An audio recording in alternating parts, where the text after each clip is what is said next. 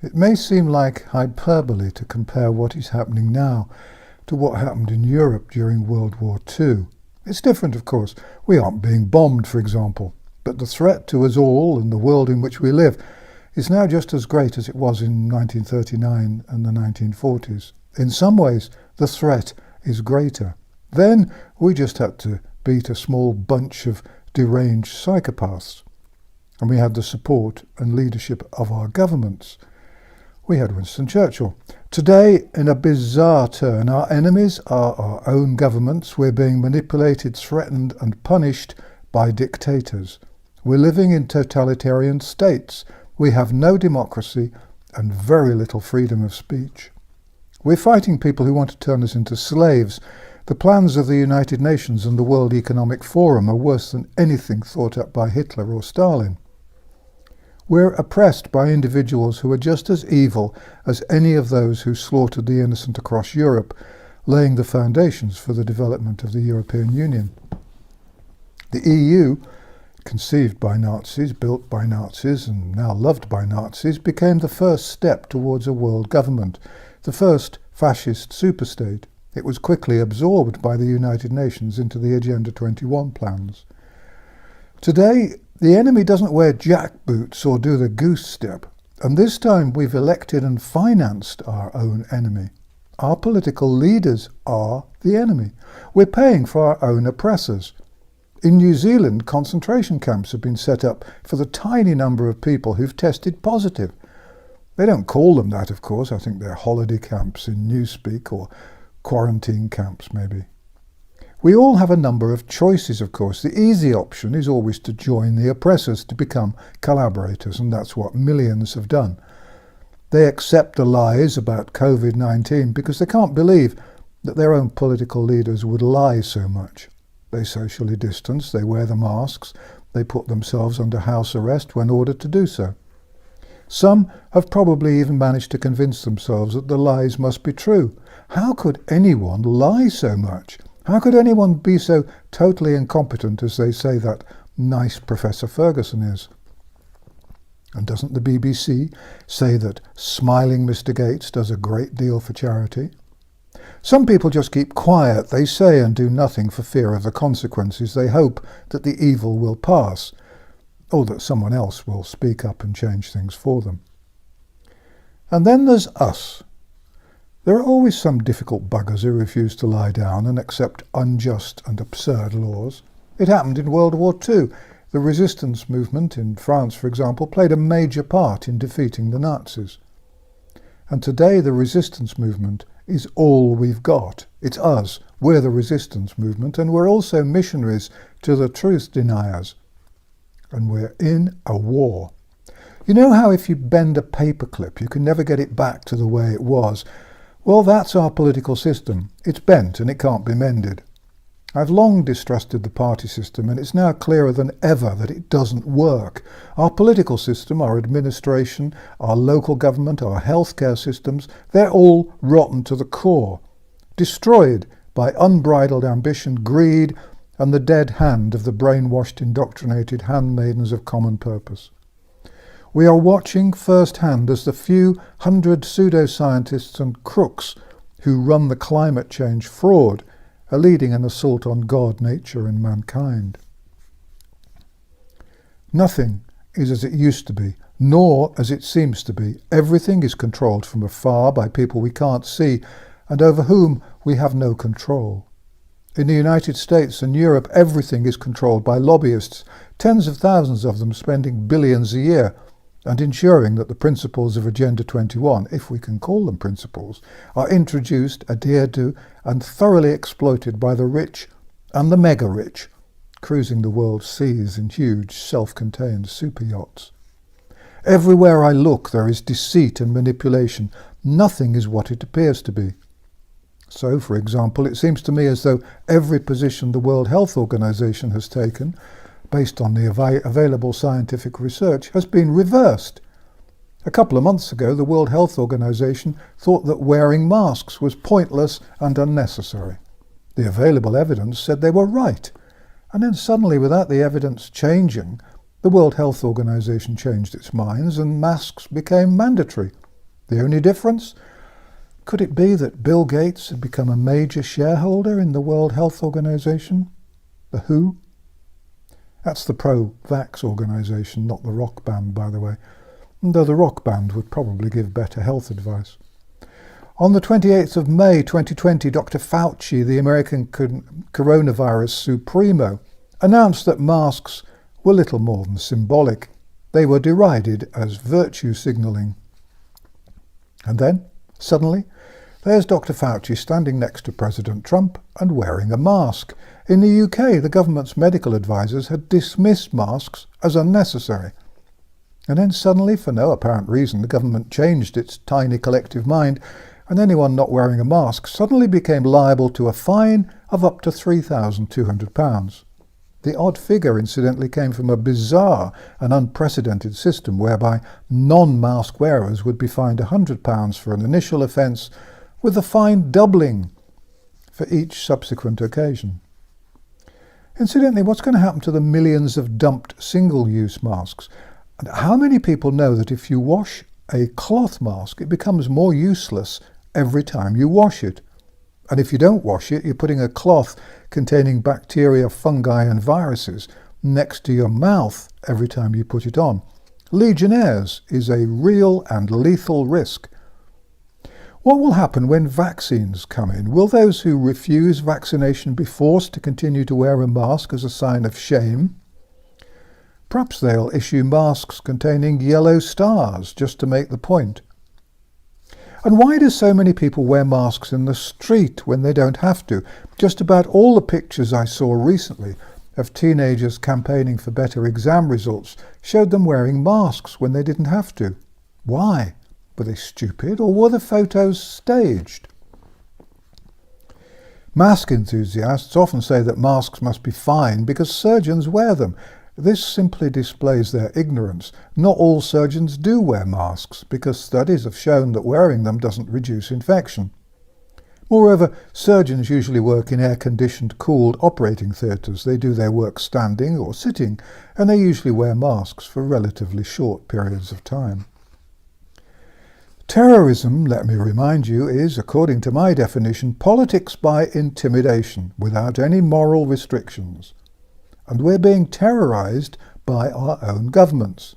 Masks must be worn and pubs must be shut. Is this in homage to the new global religion, Chrislam? The Archbishop of Canterbury provided Christians with a short talk from his kitchen, but virtue signalled by shutting churches. What sort of leadership was that? There's no logic to anything anymore. Theatres are closed and will stay closed, though thespians and artists who behave will receive grants to buy their allegiance. If plays are performed, actors will have to respect social distancing rules, so no plays by Shakespeare will ever be performed again. There'll be no choirs and no opera. And yet we're allowed to climb into aeroplanes where the air is constantly recirculated, and whatever viruses one traveller has will inevitably be shared by everyone by the time the aeroplane lands. Racism is now so much a part of our lives that no one takes any notice, and if they do, they keep quiet about it.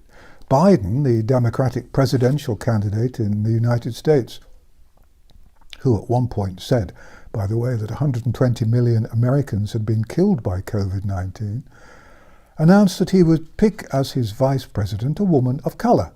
No one thought this sexist and racist, though it clearly was. Ironically, the woman he picked had apparently accused Biden of being a racist and of sexual assault.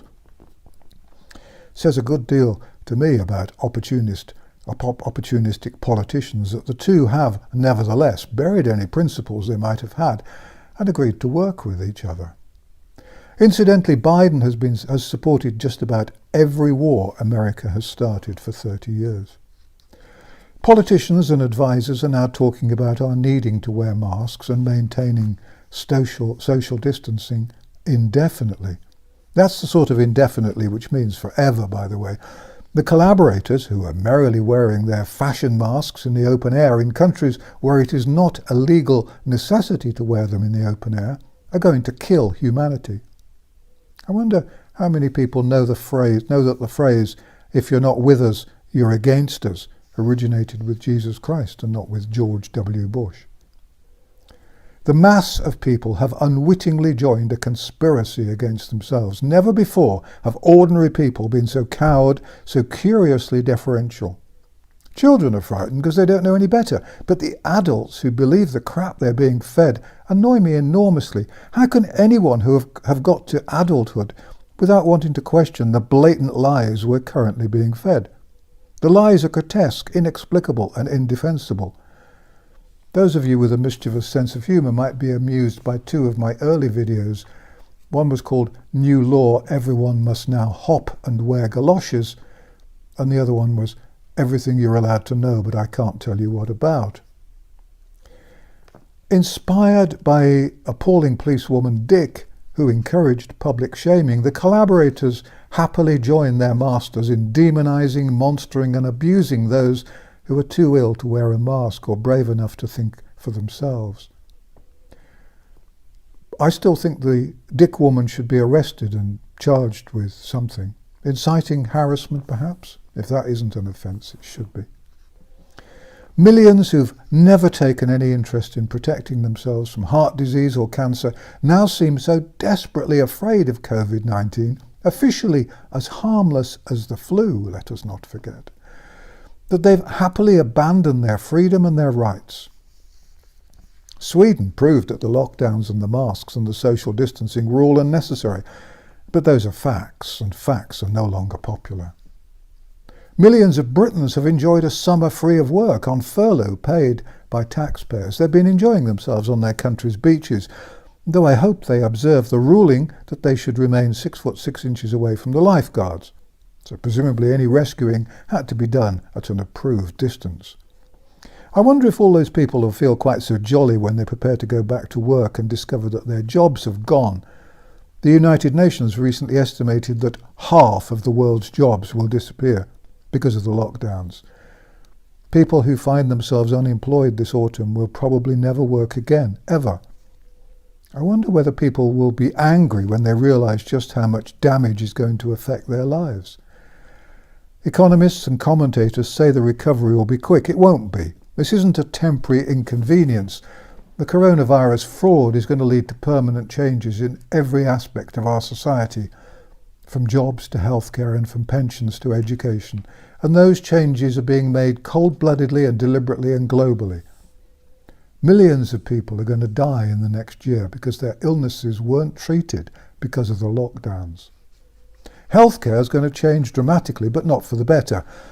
GPs now seem too lazy or too afraid to see patients. Instead, care assistants with modest training see patients in tents or on the pavement or in the car park.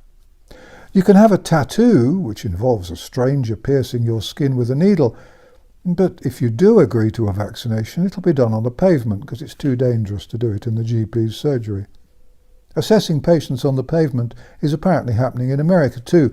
One patient who had suffered from hay fever and had visited a nearby town where there had been a few positive tests was refused treatment by a doctor, but offered a telephone conversation with a physician assistant.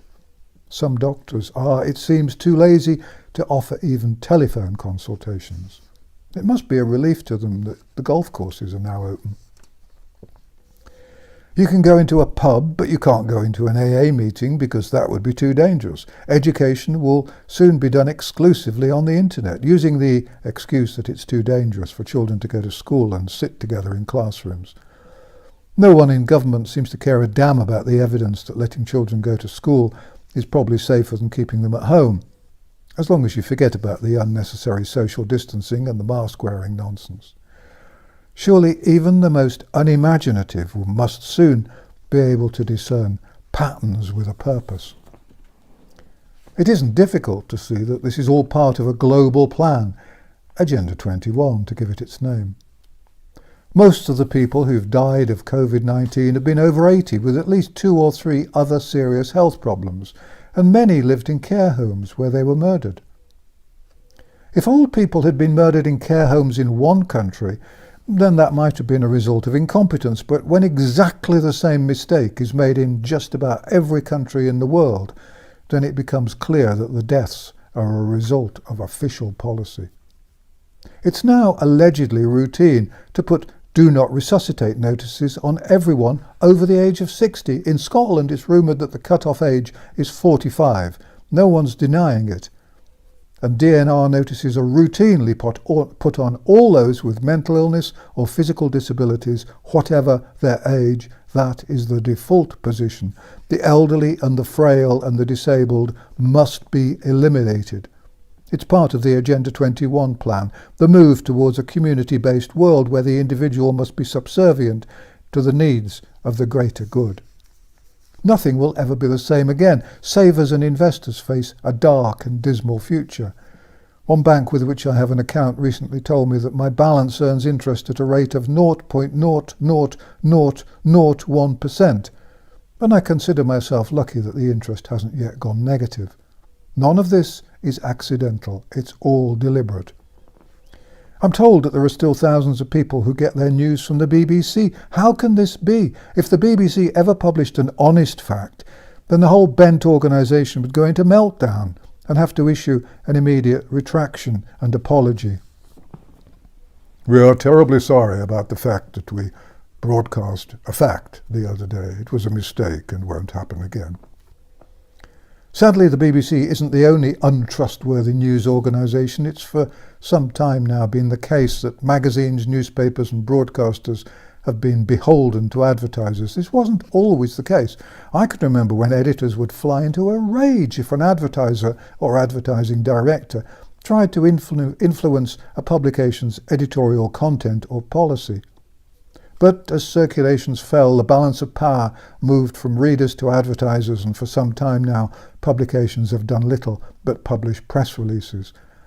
The sacking of experienced journalists to save money and replacing them with naive and dishonourable youngsters has helped the decline.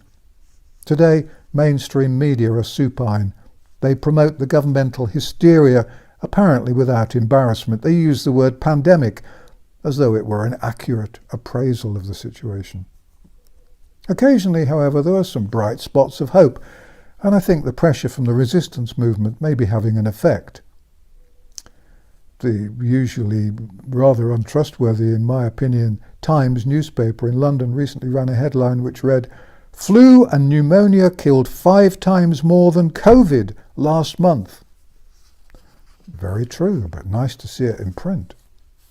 In 2019, the World Health Organization studied influenza pandemics and came to the conclusion that contact tracing is not useful from an epidemiological point of view, and I quote, "is not recommended in any circumstances." Talking of flu, by the way, scientists still don't know if having the flu vaccine makes people more likely to develop COVID-19. Come to think of it, maybe that's why there's such enthusiasm about giving the flu vaccine to as many people as possible this autumn.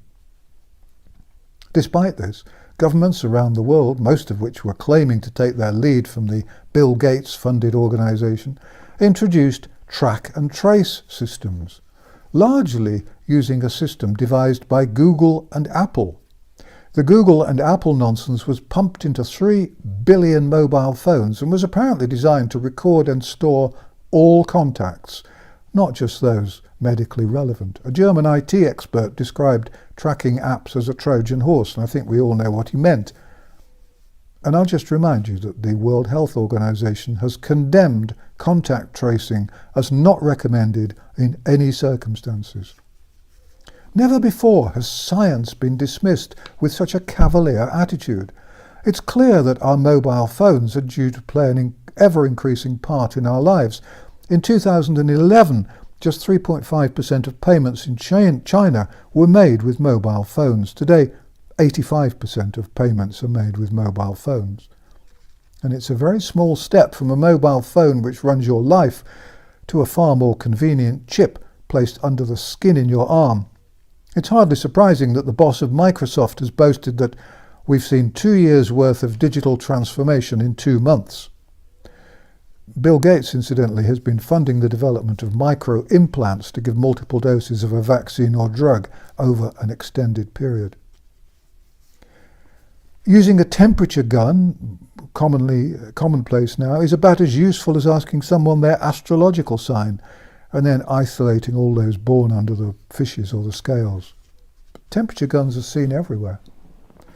Back on the 23rd of April, Neil Ferguson, the Oliver Hardy of mathematics but without the charm or lovability, was reported as saying that a second wave, worse than the first, was virtually certain to happen. Politicians seemed desperate for him to be proved right. If he's proved right, it'll possibly be a first. We've for years been living under the eye of Big Brother, but soon Big Brother will be inside us, controlling us. Transhumanism plans will develop further. Mobile phones will be replaced by obligatory under-the-skin controls. The people who happily give all their personal details to phone apps will no doubt be eager to have a chip under their skin. Millions innocently accepted smart meters for their electricity supplies because they believed what they were told. Anyone who was suckered into accepting a smart meter should now demand that it's taken out of their home. Just as the authorities can use the smart meter to turn off your electricity, so they'll switch off your access to money or food or work simply by controlling the chip under your skin. And then there'll be accidents that will occur and probably result in millions of deaths. And the hackers, don't forget the hackers. Talking of deaths, I see that in Ireland there have, in recent months, been fewer total deaths than in any of the previous 3 years. I suspect that will change both there and elsewhere in the autumn. The deaths caused by the lockdowns will start mounting. When thousands start to die of treatable cancer and heart disease, there will, I suspect, be a little more anger among those who are still naive enough and ill-informed enough to believe that COVID-19 is a serious pandemic. Hundreds of thousands of extra deaths are going to mar nations for months, if not years, all avoidable, all caused by the lockdowns and all predicted from this chair months ago. Hundreds of crooked politicians and advisers will doubtless try to persuade us that the deaths have been caused by the coronavirus. They'll only be able to get away with this if doctors continue to falsify death certificates. Unless we stop this nonsense quickly, it's all going to get worse. They're pushing us to see how far they can go. What will they try next? Wearing masks in the street? In offices? In schools and at home? Wearing goggles and gloves, perhaps? I now find it impossible to imagine an insult they wouldn't regard as appropriate. They closed the dentist for months, and there's still no effective healthcare for millions. Most people are quite rightly now terrified of seeing a doctor or going into hospital. I find it difficult to believe it's happening, but it is, and there's no point in sticking our heads in the sand under the blanket or anywhere else. I'm glad to see more and more protests around the world, mostly ignored or demonised by the mainstream media. In the UK, Piers Corbyn and Stand Up X are brilliant. Piers Corbyn, clearly a gentle man, has been arrested 45 times for standing up for our freedom. He's been arrested for the modern crime of telling the truth. Actually, by now he's probably been arrested 46 times, 47 times. Who knows? The police should give him a season ticket. The new normal, as they call it, is nothing more than the new world order, the global reset so beloved by fascist extremists and wicked hypocrites such as the utterly appalling Prince Charles. What a bloody family that turned out to be. They're like something out of a bad soap opera. They, like the BBC, should be defunded. The BBC doesn't deserve public money and the royals don't need it. The internet has, despite all the bans and shutdowns and the activities of the state-financed trolls, been a revelation and our only hope of salvation. Listen to the Richie Allen radio show and watch, among others, UK Column, Amazing Polly, Dr. Judy Mikovits, Ice Age Farmer and the Corbett Report. When all this is over, every political leader who's put citizens under house arrest and maintained the evil myth of this pandemic must be tried for treason. We'll try them before hanging, drawing and quartering them, because that's the way civilized people do things. Remember, decisions are made by those who speak up. And what's the point of a life if you sell your soul for a little peace and quiet? Share this video quickly because it contains lots of truths. YouTube quickly took down my recent video entitled Forbidden Truths, presumably because it contained truths which are forbidden. Naturally, in this Kafkaesque world, they didn't explain what my crime was. I appealed against their decision and they looked at it again. The video was about 20 minutes long, and about 3 minutes after I'd appealed, they wrote back to say that they'd watched all 20 minutes and decided I'd violated their secret policies, which they won't tell me. I suppose they use the word violated as it sounds bad. Memo to YouTube. If you want people to follow your rules, it would be a good idea to tell them in detail precisely what the rules are. We wouldn't necessarily take any notice, but it would be good to know. YouTube has also now recently taken down and banned my video entitled Coronavirus Mental Health Problems Will Now Soar, which was published in May and in which I predicted that government policies would result in an increase in anxiety and depression. Figures just published confirm that the prediction was sadly accurate. The transcript of the video is as always available on my website. I don't know whether the video was taken down because I predicted what would happen or because it's now happened. It's all so sad. Thank you for watching An Old Man in a Chair, and thank you for all your support and encouragement. It would help enormously if you'd press the thumbs up button and if possible leave a small comment. We haven't monetized this channel and there are no advertisements and no sponsors, nor will there ever be. Clicking the thumbs up button simply helps to keep the video and the channel visible so that as many people as possible can find them. Videos will be released on Sundays and Wednesdays at 7 p.m. UK time. Please copy and share the videos as quickly as you can on Facebook, Twitter, BitChute and any other platforms. Let's spread the truth. If you'd like to put on a translation, that would be great. If my videos disappear, which they're doing regularly, please go to vernoncoleman.com where you can find transcripts, including transcripts of all the banned videos. There are many other articles too, and the website has no advertisements and no sponsors. If you'd like to see more videos from me, then please subscribe to the channel because the videos aren't always easy to find. If you visit mainstream media, please put on messages asking readers to watch these videos to find the truth. Although it may feel like it at times, always remember that you're not alone. More and more people are waking up, and a lot of people are getting very angry. We will win this war. Distrust the government, avoid mass media, and fight the lies. Thanks for watching An Old Man in a Chair.